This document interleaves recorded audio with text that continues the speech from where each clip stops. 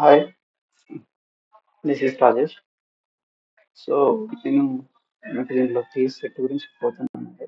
Last ఈ వీడియోలో నేను నేను జస్ట్ టాపిక్స్ మెన్షన్ చేశాను. దీనిలో క్లియర్ కట్ ఎక్స్ప్లెయిన్ చేస్తున్నాను. ఏది ఎంత వస్తుంది, లైక్ దీని క్వాలిఫికేషన్ ఏంటి. సో సెట్ క్వాలిఫై అయితే మనం డిఎల్కి ఎలిజిబుల్ అండి. అండ్ నెక్స్ట్ మనకి అసిస్టెంట్ ప్రొఫెసర్ అనే ట్యాగ్ వస్తుందండి. ఓకే. సో పే స్కేల్ కూడా ఐ మీన్ మనం సెట్ క్వాలిఫై అయితే బయట పే స్కేల్ కూడా దానికి తగ్గట్టు ఇస్తారు according to norms. So this is mandatory for growing our career. Okay. So నేను నెక్స్ట్ స్లైడ్ లో మీకు చెప్పబోతున్నాను. Paper 1 and paper 2. So paper 1 లో వచ్చేసి మనకు తెలుసు 50 క్వశ్చన్స్ ఉంటాయి.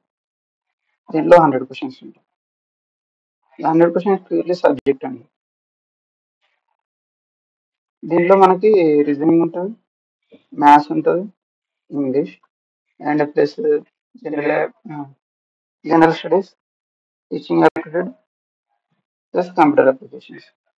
దీనిలో మనకి పేపర్ 1 లో రీజనింగ్, మ్యాథ్స్, ఇంగ్లీష్ మూడు కలిపి 25 మార్క్స్ వస్తాయండి. నెక్స్ట్ జిఎస్, టిఏ, సిఏ ఈ మూడు కలిపి 25 వస్తాయి.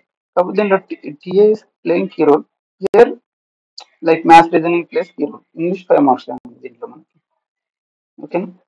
So as well as next reasoning plus maths చూసుకుంటే మనకి నియర్లీ 15 to 20 క్వశ్చన్స్ వస్తాయండి. అంటే అవి బేసిక్స్ వస్తాయి, జస్ట్ మనం చూసుకుంటే సరిపోతుంది. లైక్ రీజనింగ్ లో ఆల్ఫాబెటికల్ సిరీస్ కానీ, ఓకే, న్యూమరికల్ అదే నెంబర్ సిరీస్ కానీ, సిలాజిజం కానీ, నేను వాటి క్వశ్చన్స్ తీసుకుంటున్నాను నెక్స్ట్ వీడియోస్ లో. జస్ట్ ఇక్కడ ఏంటంటే మనం ఎక్స్ప్లెయిన్ చేస్తున్నాం అంతే. మ్యాథ్స్ లో వచ్చేసి percentages, profit loss, ratio proportion,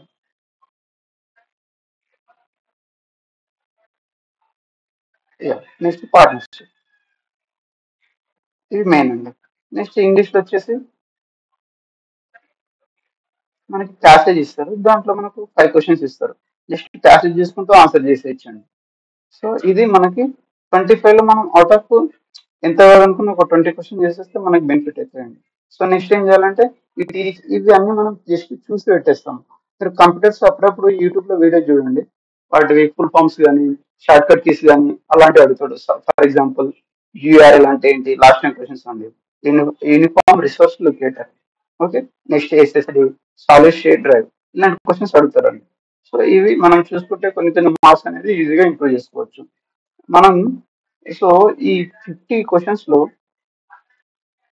ఒక 35 to I mean sorry 30 to 40 మధ్యలో చేసినా కానీ మన దీంట్లో 60 to 70 మార్క్స్ వస్తాయండి, right. So every year cut off range ఎలా ఉంటుంది అంటే పర్సంటేజ్ వైజ్ చెప్తున్నాను నేను. ఫర్ ఎగ్జాంపుల్ 100% ఉంది అనుకోండి, మనకి ఎవ్రీ ఇయర్ 50 to 60% మధ్యలో ఉంటుందండి కట్ ఆఫ్. సో మనం దీనికి మ్యాచ్ అవ్వాలంటే దీంట్లో అట్లీస్ట్ మనం 35 to 40 క్వశ్చన్ చేసేస్తే మనకి ప్లస్ పాయింట్ అవుతుంది. సో నేనేం చేస్తున్నాను అంటే లాస్ట్ ఇయర్ ఇవి రీజన్ ఈ క్వశ్చన్స్ నేను నెక్స్ట్ వీడియోలో చేస్తానండి మీకు, అంటే సింపుల్ వేలో చెప్తాను. దాని ద్వారా మీరు ఈజీగా మార్క్స్ స్కోర్ చేయొచ్చు. నేను దీంట్లో ఏం చేస్తున్నా అంటే నాది కెమికల్ సైన్స్ అండి. నాది ఎంఎస్సి వచ్చేసి కెమిస్ట్రీ. ఓకే. సో నేను దీంట్లో కొన్ని ప్రీవియస్ ఇయర్ క్వశ్చన్స్ తీసుకుంటున్నానండి. Simple questions, just theory based అంతే. ఎందుకంటే అవి ఎక్కువ టైం తీసుకోవు కదా, డైరెక్ట్ పెట్టేయచ్చు. వెన్ ఫిజికల్ కెమిస్ట్రీకి వచ్చేస్తే ఇట్ విల్ టేక్ టైం, ఎందుకంటే మనం క్యాలిక్యులేషన్ చేసి కన్వర్ట్ చేసుకోవాలి according to the question. So అందుకని ఫస్ట్ డైరెక్ట్వి చేసుకోవాలి, తర్వాత టైం టేకింగ్ వాటివి తీసుకోవాలి. సో ఫస్ట్ క్వశ్చన్ వచ్చేసి హెచ్ఎస్ఏబి థియరీ అన్నారండి. హెచ్ఎస్ఏబి థియరీ అంటే we have Pearson concept, right. Pearson concept, according to Pearson concept ఏంటంటే మన హార్డ్ బేస్ తోని ఉంటే మాత్రమే అప్పుడే స్టేబుల్, అది otherwise unstable. At the same time soft acid with soft base form stable, otherwise it is unstable. So మనకు తెలుసు కదండి, H+ అంటే ఇక్కడ hard acid, right. H plus common ఉంది. సో అన్నిటికీ మనం ఇది అంతా హార్డ్. సో నెక్స్ట్ మనకి ఫ్లోరిన్ అనేది హార్డ్ బేస్ అండి. వెన్ సైజ్ ఇంక్రీజ్ అయిన కొద్దీ ఈ మోడ్ అనేది సాఫ్ట్ బేస్ కింద కన్వర్ట్ అవుతాయి. సో ఆన్సర్ అనేది హెచ్ఎఫ్. సో ఈ క్వశ్చన్స్ ఇన్ఆర్గానిక్ నుంచి కాదు, యాసిడ్ బేసెస్ లోకి. సో ఎవ్రీ ఇయర్ ఇలాంటి క్వశ్చన్స్ వస్తాయండి. మీరు కొద్దిగా గూగుల్లో సెర్చ్ చేసినా పర్లేదు, సిరీసెస్ ఉంటాయండి మనకి. హార్డ్ యాసిడ్ కి సిరీస్ అండ్ హార్డ్ బేస్ కి ఆ సిరీస్ అనేది చూసుకోండి. Strong acid at the same time strong base, ఆ సిరీస్ చూసుకున్నారు అనుకోండి ఈజీగా చేసేయచ్చు. మన సింబయాసిస్ అనే టాపిక్ కూడా ఉంటుంది దీంట్లో, అది కూడా ఒకసారి చూడండి. సేమ్ నథింగ్ బట్ ఇదే. ఈ ఐ మీన్ ఈ అప్లికేషన్ దాంట్లో అప్లికేబుల్ అవుతుంది. దాన్ని ప్రాసెస్ ని సింబయాసిస్ అంటారు. సో ఈ క్వశ్చన్ సింపుల్ అండి. ఇలాంటి చాలా వస్తాయి మనకి, జస్ట్ చూసుకుంటే వెళ్ళిపోతే సరిపోతుంది. నేను పెన్ చేంజ్ చేస్తానండి ఎందుకంటే బ్లాక్ బ్లాక్ కలిసిపోతుంది కదా. రెడ్ పెన్ తో చెప్తాను కింది క్వశ్చన్స్. యా నెక్స్ట్ టిఎల్ అంటే ఏంటి అంటే thallium. Thallium trichloride is unstable but thallium chloride is stable ఎందుకని అడుగుతున్నారు. ఓకేనా. సో మనకి దీంట్లో ఏంటంటే మనం చూసుకోవాలండి ఎందుకు స్టేబుల్ అనేది చూసుకోవాలి. సో అప్పుడు మనకి జనరల్ గా బోరాన్, కార్బన్, నైట్రోజన్, ఆక్సిజన్ కదా కిందికి వచ్చిన కొద్ది ఇండియం, ఓకే, థాలియం. సో మనం ఏంటిదంటే ఇక్కడ ఫస్ట్ గ్రూప్స్ లో పైన వాటికి ఏంటిదంటే లైక్ +3 బోరాన్ +3 కదండి. సో +3 అనేది స్టేబుల్ అవుతుంది ఏదో మీది గ్రూప్ వాటికి. అదే కిందికి వచ్చిన కొద్ది ఈ +3 అనేది అన్స్టేబుల్ అవుతుంది. ఎందుకంటే మనకి ఆర్బిటల్ అనేది ఇంక్రీజ్ అవుతుంది కదా, సో దూరం అయిపోతుంది. అప్పుడు మనకి +1 ఇస్ మోర్ స్టేబుల్ థాలియం కి than thallium +3. So at the same time boron కి ఏంటంటే boron +3 is greater than boron +1. So అందుకని ఇది this is due to inner pair of effect. ఈ లూయిస్ ఎసిడిటీ ఏం కాదండి, ఎలక్ట్రోపాజిటివిటీ కాదండి. సో ఇది nothing. So answer is inner pair effect due to. ఎందుకంటే ఈ +1 అనేది స్టేబుల్ అవుతుంది. ఎందుకంటే సైజ్ పెరిగిన కొద్దీ the distance is increases. So +1 is more stable then +3. Yeah ఇది మీరు పీరియాడిక్ ప్రాపర్టీస్ లో చూస్తే మీకు అర్థమవుతుంది. Yeah next question.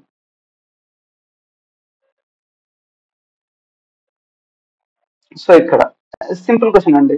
Which one is the main group element అంటున్నారు. ఇక్కడ ఏంటి అంటే టంగ్స్టన్. మనం సేమ్ ఇందాక ట్రై చేసాం కదా బోరాన్, దాంట్లోనే కింద ఇండియం అండ్ థాలియం వస్తుంది. సో ఇండియం కాబట్టి ఇదే మెయిన్ గ్రూప్ ఎలిమెంట్ అంతే. ఇది కాదు ఎలాగో టంగ్స్టన్ అంటే తిని కాదు. So indium is the answer. Simple periodic table నుంచే మనకు క్వశ్చన్ వచ్చేదాన్ని, 2 మార్క్స్ వచ్చేస్తాయి ఈజీగా. Next question. Yeah metal transistors used as MR agent. మీరు కనుక లైక్ ఎఫ్లాక్ ఎలిమెంట్స్ ఎప్పుడైనా చదివారు అనుకోండి, దాంట్లో మనకి main applications electronic configuration and magnetic moment, ఇవి 3 అనేది మెయిన్ ప్రాపర్టీస్ అండి. సో దీంట్లో అంటే నాకు ఇది ప్రీవియస్ లో చూసాను కాబట్టి అప్లికేషన్స్ అప్పుడు నేను డైరెక్ట్ ఎలిమినేట్ చేశాను గడ్లోనియం అని. ఓకేనా. రోడియం అయితే అవ్వదు, సీరియం కాదు, ప్లాటినం అస్సలు అవ్వదు. సో ఆన్సర్ ఇస్ గడ్లోనియం అని.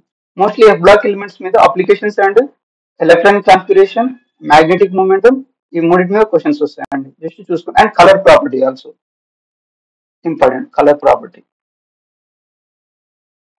సో యా నెక్స్ట్ క్వశ్చన్ ఏంటంటే మనకి rare earth metals ions are separated in the following technique. ఇది మనం ఎప్పటి నుంచి చదువుకుంటున్న వస్తుందండి. అయన్ ఎక్స్చేంజ్ క్రోమటోగ్రఫీ ద్వారా రేర్ ఎర్త్ మెటల్స్ అనేది సపరేట్ చేయొచ్చు. And at the same time inner transition metals కూడా దీని ద్వారా సపరేట్ చేయొచ్చు అండి. సో టిఎల్సి కాదు, టిఎల్సి ఏంటంటే ఆర్గానిక్ రియాక్షన్స్, వాటి రియాక్షన్ కంప్లీట్ అయిందా లేదా దానికి యూజ్ చేస్తాం. హెచ్పిఎల్సి ఏంటంటే సేమ్ కాంపౌండ్స్ ప్యూరిఫికేషన్ యూజ్ చేస్తాం. పేపర్ క్రోమటోగ్రఫీ అంటే నథింగ్, అది partition chromatography. So answer is ionic exchange chromatography. Answer is. So yeah next question ఏంటంటే ఇక్కడ ఫంక్షనల్ గ్రూప్స్ ఇచ్చారండి, దీన్ని ఎలా డిఫరెన్షియేట్ చేసేయచ్చు అనే క్వశ్చన్, రైట్.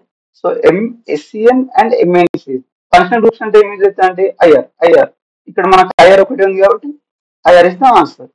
ఎలిమినేషన్ చేసుకుంటూ వెళ్ళిపోవాలి, మీకు టైం సేవ్ అవుతుంది. వెన్ టైం టేకింగ్ క్వశ్చన్ కి ఈజీగా టైం కేటాయించి అప్పుడు ఆన్సర్ ఎలిమినేట్ చేసుకుంటూ మార్క్స్ గెయిన్ చేసుకోవచ్చు. ఎన్ఎంఆర్ అంటే మనకి మోస్ట్లీ కనబడేది హెచ్ఎన్ఎంఆర్, సిఎన్ఎంఆర్, ఎఫ్ఎన్ఎంఆర్, ఇవి 3 కీ రోల్ ప్లే చేస్తాయి. నెక్స్ట్ ఈపీఆర్ అంటే అన్పేర్డ్ ఆఫ్ ఎలక్ట్రాన్స్ ఉండాలండి. Unpaired of electrons. Next mass అంటే ఏంటిదండి? Atomic weight. సో దాని మీద డిపెండ్ అయి ఉంటుంది, right? Yeah. So answer is I.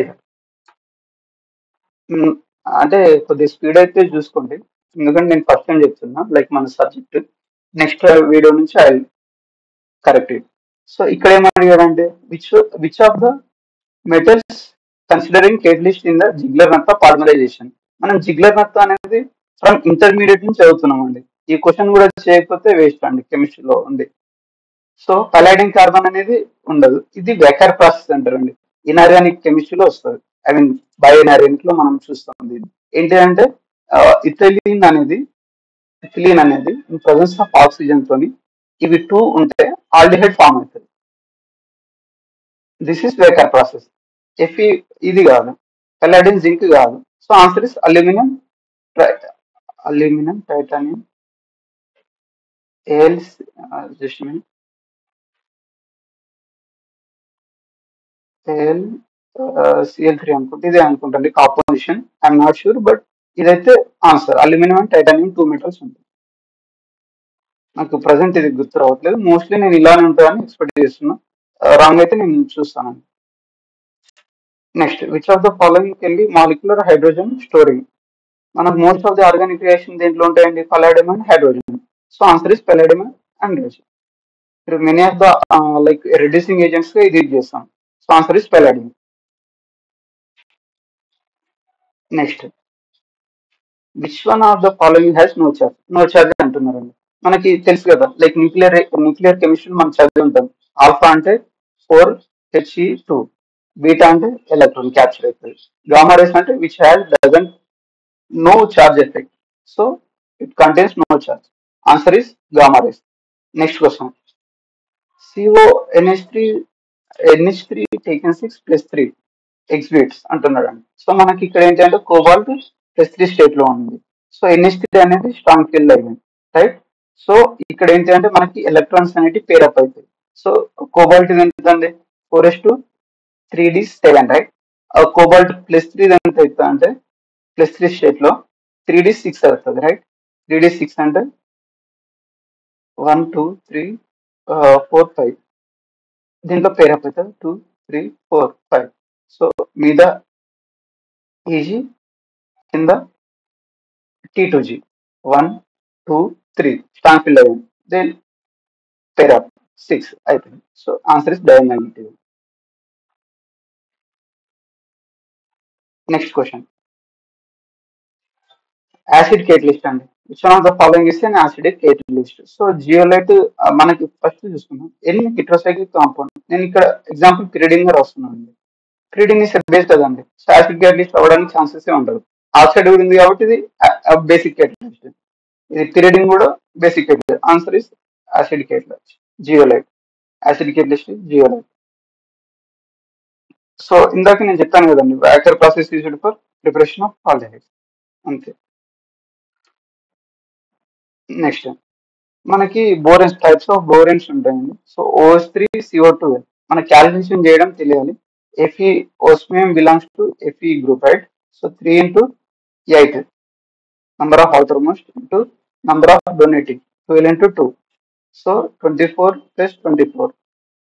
This is total electronic count అండి, 48, రైట్? మనం తర్వాత ఏం చేయాలంటే 48 minus 12 into n. n అంటే number of metal atoms. 48 minus 36. So then it will be 12. తర్వాత మనకి క్లస్టర్ రావాలంటే బై 2 చేయాలండి. ఇక్కడ 6 వస్తుంది, right?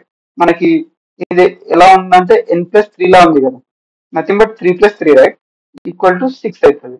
So the answer is Archon. If it is n+1 అయితే క్లోజర్, n+2 అయితే నైడో, రైట్? సో అలా చూసుకుంటే వెళ్ళిపోవాలి. ఇది argon structure. Next which of the following d electronic configuration of a transition metal shows spin orbit coupling. మనకి ఏంటంటే number of electrons అనేటివి like unpaired ఉండాలండి. ఇక్కడ ఏంటిదంటే నెట్ CFS తీసుకుంటాం మనం some times, or number of unpaired electrons అన్న తీసుకుంటాం. ఇక్కడ అన్ని పేర్ అప్ అయ్యాయి, సో 0. అంటే చూపించదు స్పిన్ ఆర్బిటల్ కప్లింగ్, ఇది చూపించదు. దీంట్లో లైక్ ఫిక్స్డ్ ఉన్నాయి కాబట్టి చూపించదు. హియర్ T2G4, దీంట్లో మనకి స్పిన్ ఆర్బిటల్ దాంట్లోనే ఉన్నాయి కాబట్టి కప్లింగ్ అనేది జరుగుతుంది. Answer is T2G4 answer. So next, yeah, SN1, ఇది సింపుల్ క్వశ్చన్ ఉంది. ఆర్డర్ ఆఫ్ ది SN1CB, దీంట్లో OH-S అనేది ఫస్ట్ H స్పేస్ ని ఐ మీన్ రియాక్షన్ లో క్యాప్చర్ చేసుకుంటుంది. సో ఆర్డర్ విల్ బి ఇది అండ్ రియాక్టివ్ ఆల్సో, ఈ రెండు మీద డిపెండ్ ఉంటుంది. Order is second order. Yeah, I hope ఇది మీకు అండర్స్టాండ్ అవుతుందని అనుకుంటున్నాను.